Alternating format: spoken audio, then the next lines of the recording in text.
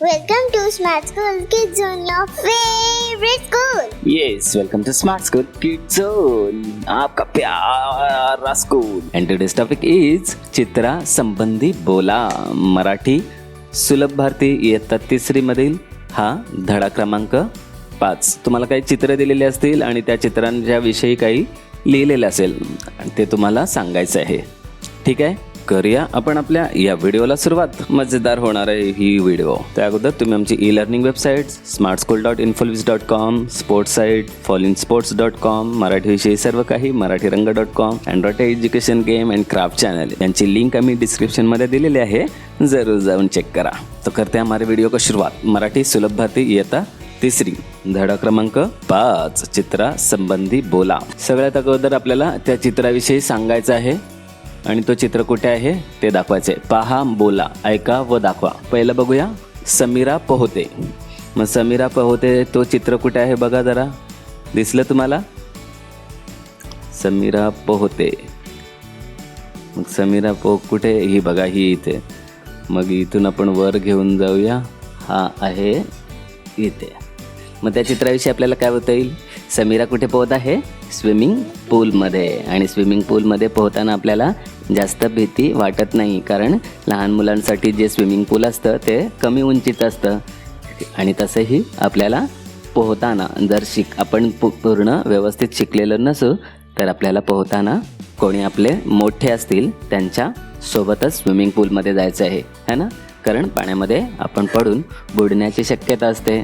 त्यामुळे जेव्हा कोणी मोठी माणसं असतील त्यांच्यासोबतच स्विमिंग पूलमध्ये जायचं आणि पोहण्याची प्रॅक्टिस करायची. पोहणं तर आलंच पाहिजे, कारण पोहण्यामुळे आपला सगळ्यात चांगला व्यायाम होतो शरीराचा, है ना? पण आपल्याकडे अशा प्रकारे स्विमिंग पूल्स नसतात. त्यामुळे जेव्हा कधी आपण आपल्या फॅमिलीसोबत पिकनिकला जातो त्या ठिकाणी आपल्याला स्विमिंग पूल असेल तरच आपण स्विमिंग पूलमध्ये पोहतो, बरोबर आहे? म्हणून तुम्हाला जेव्हा पण कधी संधी मिळेल तेव्हा जरूर पोहण्याचा प्रयत्न करा, शिकण्याचा प्रयत्न करा. पण कोणासोबत? जर तुमचे आई वडील किंवा कोणी मोठ्या व्यक्ती तुमच्यासोबत असतील तेव्हा. ठीक आहे, बघूया आता दुसरं चित्र काय सांगितलेलं आहे. किशोरी दूध पिते. किशोरी कोणत्या बाजूला आहे बघा, ही इकडे. मग तुम्ही रोज दूध पिता का? प्यायलाच पाहिजे, सकाळी आणि संध्याकाळी. जेव्हा आपण चहा प्यायतो असतो ना, त्याऐवजी लहान मुलांनी दूध प्यायला पाहिजे, कारण त्यातून आपल्याला चांगले प्रोटीन्स मिळतात, चांगले विटॅमिन्स मिळतात आणि आपल्या बोन्स मजबूत होण्यासाठी आपल्याला मदत होते. तिसरं काय आहे? नीता बसमधून उतरते. मग बस कुठे आहे हे बघा. मग आपण नीता ही लाईन खाली आणूया आणि ही इथे संपूया. ठीक आहे, ज्या विद्यार्थ्यांना स्कूलमध्ये जाण्या येण्यासाठी बस असते ती लोक अशा प्रकारे बसमधून प्रवास करतात. मग बसमधून प्रवास करताना खूप काळजी घ्यायची, कारण रस्ता ओलांडताना दोन्ही बाजूला बघायचं, बसमध्ये चढताना आणि बसमधून उतरताना बस पूर्ण थांबेल तेव्हा उतरायचं. चालत्या बसमध्ये ना चढायचं ना चालत्या बसमधून उतरायचं, किंवा चालत्या बसमध्ये बसून हात ही बाहेर काढायचं नाही. या सगळ्या गोष्टींचं आपण पालन करायचं असतं, पण तुम्हालाही ह्या माहिती असायला पाहिजेत, म्हणून हा इथे पाठ तुम्हाला दिलेला आहे. ओके, नंतर काय आहे? महेशने कागद फाडला. हा बघा इथे. मग ह्या महेशने कागद फाडलेला आहे, पण कागद अशा प्रकारे फाडून कचरा करणे योग्य आहे का? नाही, कारण कागद माहिती आहे ना कशापासून बनतात? झाडांपासून. आणि मग अशा प्रकारचे जर कागद आपण वेस्ट केले तर आपण एक प्रकारे झाडं तोडण्यास मदत करत असतो. मग ते करणं चुकीचं आहे. म्हणून जर तुम्हाला जर खराब झालेला असेलच कागद तर तो तसाच ठेवा आणि रद्दीमध्ये द्या, ज्यामुळे तो काय होईल? रिसायकलमध्ये यूज होईल. आणि शक्यतो कागद वेस्ट करूच नका, बरोबर? आता मनीष किल्ला बनवतो. मनीष किल्ला बनवतो. हा बघा, हा आहे मनीष आणि हा किल्ला बनवतो. मग आपण किल्ले कधी बनवतो माहिती आहे हे?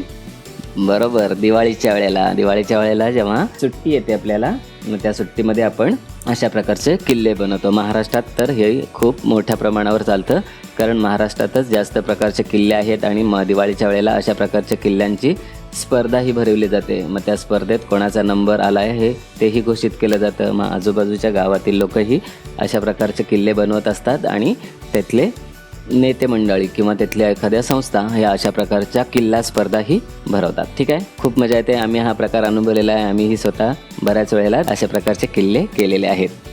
नंतर काय? विमान आकाशातून उडते.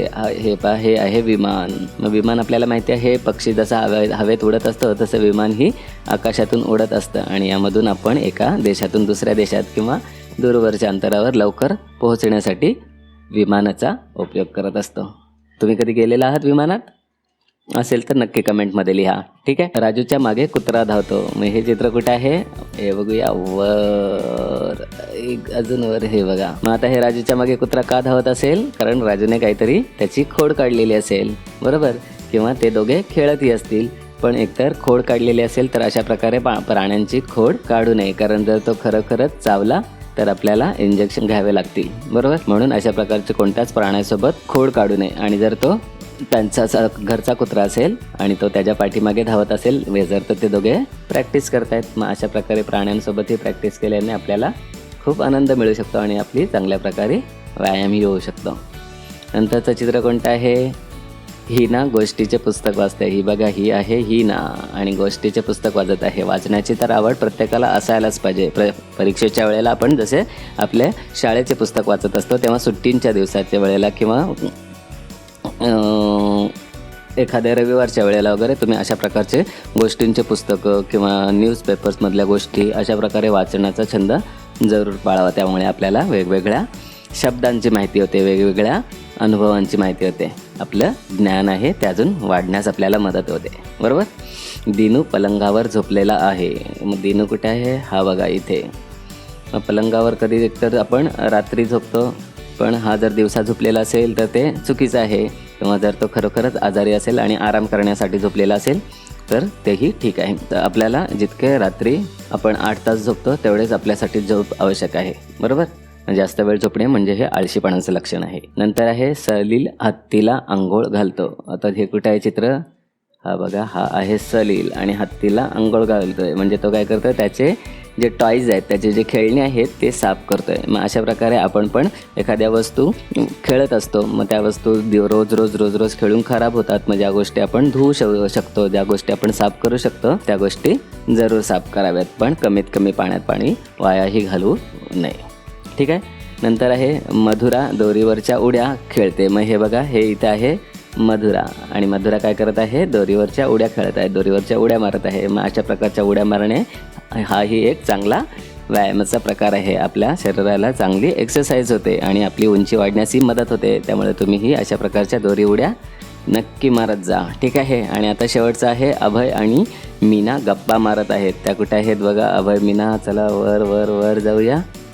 अजून वर आहे आणि हे बघा इथे पायरीवर बसून हे दोघे गप्पा मारत आहेत. मग अशा प्रकारच्या मित्रांनी थोडा वेळ गप्पाही मारल्या पाहिजेत, कारण नेहमी अभ्यास करू शकत नाही किंवा नेहमी खेळू शकत नाही.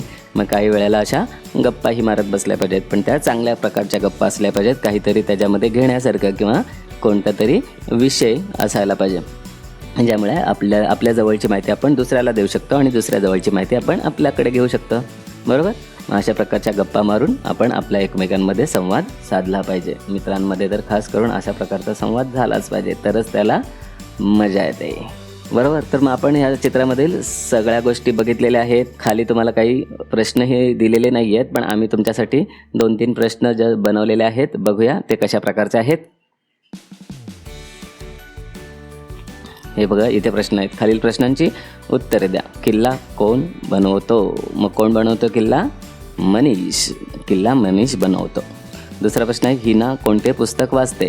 कोणते पुस्तक वाचत होती ती? गोष्टीचे, बरोबर. हिना गोष्टीचे पुस्तक वाचते. मधुरा काय खेळत आहे? मग कोणता खेळ खेळत होती ती? दोरीवरच्या उड्या खेळत आहे, बरोबर. मधुरा दोरीवरच्या उड्या खेळत आहे. तर जास्त प्रश्न दिलेले नाही आहेत, कारण खास याच्यामध्ये कोणती माहिती दिलेली नव्हती किंवा काही नव्हतं. ते जे काही वाक्य होते त्या वाक्यांवरून प्रश्न बनवण्याचा प्रयत्न केलेला आहे. तर तुमच्यासाठी आजची व्हिडिओ इथपर्यंतच आहे. व्हिडिओ आवडली असेल तर नक्की व्हिडिओला लाईक, कमेंट आणि शेअर करा. चॅनलवर नवीन असाल तर प्लीज सबस्क्राईब करा आणि बेल आयकॉनही प्रेस करून ठेवा. पुन्हा भेटूया एका मजेदार व्हिडिओमध्ये. तोपर्यंत बाय बाय. हसा, खेळा आणि मजेत शिका स्मार्ट स्किल्ससोबत. Bye bye.